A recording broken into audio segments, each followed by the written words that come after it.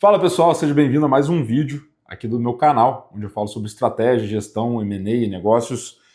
E hoje eu quero falar para vocês sobre os 5 principais erros que eu compilei das empresas que eu atendi, que eu vivenciei em 2024. Para quem não sabe, eu tenho uma empresa de consultoria, que é a VPX, e a gente, através da VPX, eu tive contato aí certamente com mais de 70, 80 negócios ao longo de 2024. Quando eu falo contato, eu estou falando de olhar os financials, as rotinas, os rituais de gestão.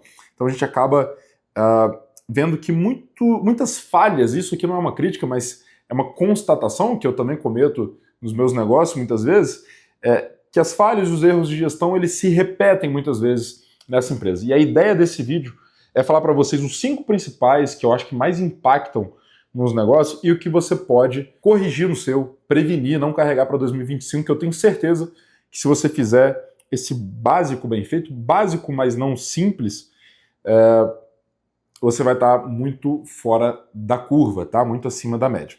Primeiro deles, pessoal, confundir faturamento com resultado. Esse é até uma máxima dos negócios, né, de que faturamento é vaidade, etc. E é claro que, assim, faturamento é fundamental. Uma empresa, se ela não faturar, não tem como pagar suas contas e muito menos dar retorno financeiro.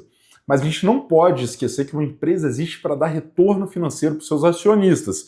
E nesse sentido, o faturamento não é a melhor ou a única métrica que nós deveríamos olhar, tá? Rodrigo, o que a gente deveria olhar? Cara, sem dúvida, lucro operacional, lucro líquido, margem EBITDA, geração de fluxo de caixa, métricas de retorno financeiro como ROI, ROCE, ROIC, o que você quiser olhar, algumas mais sofisticadas olham o tal do EVA, vou pedir para escrever aqui embaixo, o que significa, você pode pesquisar depois, mas essas métricas são mais difíceis de serem medidas, é natural, mas sem elas a gente não vai conseguir entender se esse negócio de fato está gerando, está criando valor para os seus acionistas.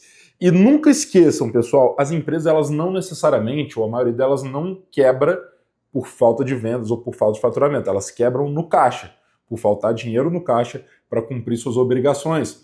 E caixa, ele tem uma distância relativamente grande do faturamento em muitos casos, então muito cuidado com isso, tá? Solução para isso, pessoal, relatórios fundamentais de uma empresa que está em crescimento. No mínimo, DRE, apurada, lógico, por competência, como manda lá o manual, e um relatório de demonstrativo de fluxo de caixa, que vai mostrar de onde está vindo, para onde está indo seu dinheiro, dividido em operacional, investimento e financiamento.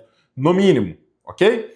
As mais sofisticadas, com mais estrutura, sem dúvida nenhuma, olhar também o balanço patrimonial, que aí você completa os 3 relatórios fundamentais, aí você consegue ter uma fotografia clara da sua empresa. O que a gente está faturando, mas onde que a gente está gastando os custos, as despesas financeiras, os investimentos que a gente fez, e aí a gente consegue ter uma visão mais clara. Combinado? Segundo erro muito comum, metas perversas, principalmente sobre meta de vendas. A maioria das empresas, inclusive, elas se referem sobre meta no singular, né? Falando, batemos a meta esse mês, e normalmente está falando sobre meta de vendas. Muito cuidado com isso, porque isso tem uma conexão direta com o ponto 1 que a gente acabou de falar. Uma venda, a gente não mede só pelo ticket médio ou pelo tamanho que foi aquele contrato. A gente tem que olhar qual que é o prazo de recebimento, qual que é a margem de lucro bruto desse contrato, qual que é a margem de contribuição dessas vendas que estão sendo feitas. Então, é clássico, e a maioria das empresas que a gente vê, que eu entro, elas têm lá muito claro só a meta de vendas. Solução para isso, pessoal, estabeleça um modelo que ele vai ser um pouco mais complexo de se definir, de se gerir, mas que ele é fundamental, que tenha mais metas envolvidas. Então, se eu estou falando do time de vendas, ele vai ter que me entregar vendas, faturamento, né? Ele vai ter que me entregar a margem daqueles contratos, daqueles clientes fechados, ele vai ter que me entregar um prazo de recebimento que seja factível, não adianta vender pra caramba só receber daqui a 2, 3 anos, não é isso? Senão a gente quebra no meio do caminho. Então você precisa de um modelo que ele seja mais completo, beleza?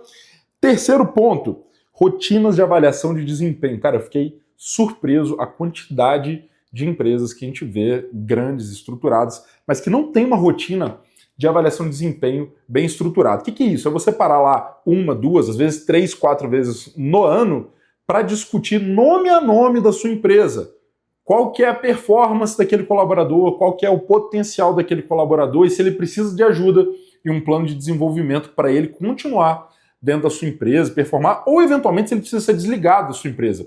problema é quando a gente não tem uma rotina de avaliação de desempenho, é que vira fofoca. Então, às vezes, na empresa tem aquele funcionário que está 5, 6, 7, 10 anos e que está há 10 anos todo mundo reclamando, fazendo chacota no corredor, porque a gente não tira um tempo para discutir de forma estruturada esses colaboradores. Então, solução, recomendação, no mínimo uma vez por ano você vai pedir para o seu RH fazer uma avaliação de desempenho, que vai contar, pode ser uma avaliação 180, pode ser uma avaliação 360, onde todo mundo se avalia, né? Você tem a avaliação do seu gestor, você tem a avaliação dos seus liderados, dos seus pares, para que depois você, no seu comitê de avaliação de desempenho, possa discutir nome a nome, ouvir os inputs do time, dos gestores, para decidir quem eventualmente tem que ser promovido, quem tem que ser manutenido no lugar que está, quem eventualmente vai ter que ser desligado e ajustado, beleza? No mínimo, uma vez por ano, faça isso na sua empresa, tá bom? Quarto ponto, estrutura organizacional, organograma, enfim, que é aquele desenho das caixinhas, como que a sua empresa vai estar dividida. O objetivo primário do design organizacional é você dividir um grande problema em alguns pequenos blocos. Então, ao invés de eu gerenciar a VPX como um todo, eu divido lá em um problema a ser gerenciado, que é o marketing vendas, ou seja, atrair novos clientes, converter novos clientes. Eu trago uma outra caixa de operações, por exemplo, que é entregar os projetos, garantir a satisfação dos clientes, etc. Eu tenho uma caixa administrativo financeiro para fazer todo o back-office e gerar informações financeiras para tomar de decisão. Então eu quebro um grande problema, que é essa empresa que está acima de tudo, em problemas menores. E daí para baixo também, né? Você vai quebrando os departamentos em caixas menores. Então, pessoal, isso aqui, muitas vezes nas empresas, a gente vê que existem zonas cinzentas, a gente chama, né? É aquela bola dividida, que tem 2, 3 pessoas cuidando. E a máxima que é verdadeira, cachorro de 2 donos morre de fome.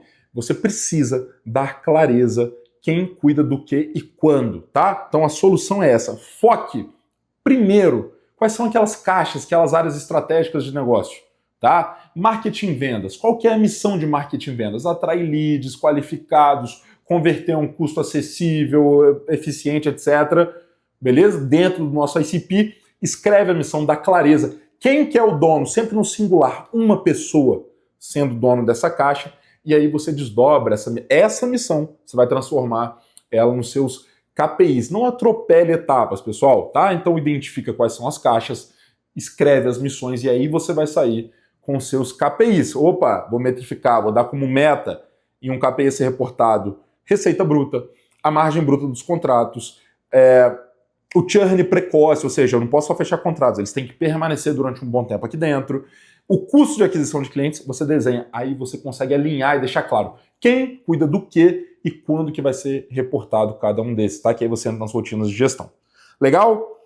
Quinto e quase último ponto, fingir que está tudo bem. Pessoal, em tempos de Instagram, em tempos de mídias sociais, as empresas viraram grandes troféus para muitos empreendedores, onde a gente, por que não, me incluo nisso também, às vezes a gente sente aquela necessidade de ter que mostrar que está tudo bem a toda hora. Então, às vezes, a empresa está lá, cara, ferrada com caixa, está com problema para se financiar, não está conseguindo gerar resultado, mas a gente tem que postar lá toda hora que bateu uma meta, que atingiu um determinado sucesso, etc. Eu estou aqui personificando no Instagram, mas às vezes a gente faz isso para os colaboradores também, né? Não podemos demitir ninguém porque não podemos passar uma mensagem errada, etc. Pessoal, a gente lida com adultos dentro das empresas. Tá tudo bem, quando for necessário, a gente evidenciar que as coisas vão precisar ser ajustadas. É claro que não precisa ser 8 ou 80. Eu sempre vou mostrar que é o país das maravilhas, ou eu vou a qualquer soluço fingir que é tudo uma sangria desatada. Não, você tem um meio termo. As intempéries elas vão ocorrer, não preciso a toda hora ficar aqui quebrando o pau, etc. Mas a gente tem que deixar claro e até ter um acordo, né, de transparência com o nosso time. Olha, eventualmente, se os negócios forem mal, e eles podem ir mal por vários motivos, a gente vai ter que ajustar. A gente vai ter que cortar algumas coisas, algumas regalias, vai ter que cortar as compras da semana, vai ter que cortar o que quer que seja. Isso é fundamental, porque o nosso compromisso tem que ser o longo prazo. Não estamos aqui para fingir que está tudo bem. Se não tiver dinheiro para ter festa de final de ano, não vai ter festa de final de ano, ou vai ser mais simples e cada um paga o seu, e tá tudo bem. Então, muito cuidado com essa necessidade que a gente tem muitas vezes de fingir que está tudo bem a todo momento, tá bom?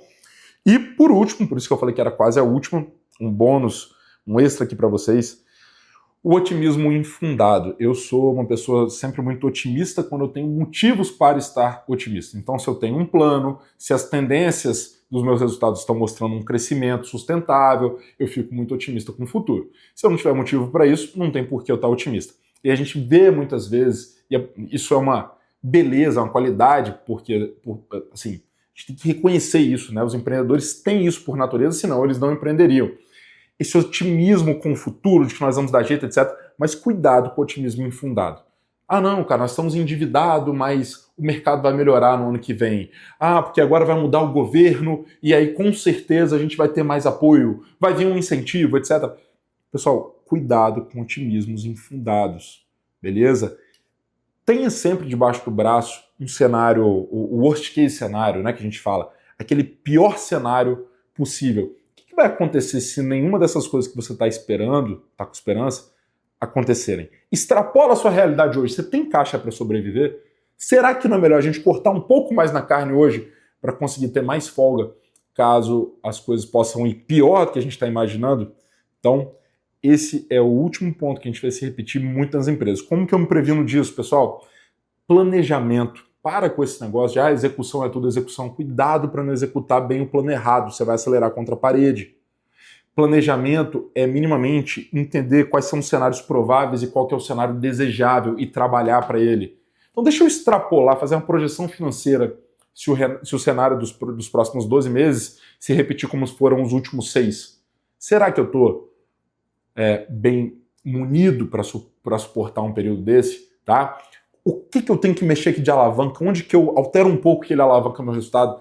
Faça um bom planejamento, tá? Não precisa ser nada ultra sofisticado. É claro que à medida que você for crescendo, tiver condições, invista também em planejamento, mas pode ser uma coisa simples.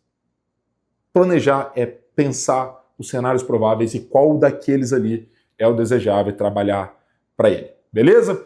Se você conhece ou se você vive na sua empresa alguma falha dessa aqui, comenta aqui embaixo. Se tem alguma outra que você se vê repetir por aí, comenta também. Qual que é a dúvida, manda aqui embaixo que eu vou responder todos com o maior prazer, tá bom? Se você gostou desse vídeo, clica para se inscrever no canal, dá like aqui no vídeo, me segue no Instagram, @oRodrigoMiranda, segue a VPX, @VPXCompany e me manda mensagem lá, vamos discutir, vamos trocar ideia. Sempre um prazer estar aqui com vocês, obrigado pela sua audiência e a gente se vê no próximo vídeo.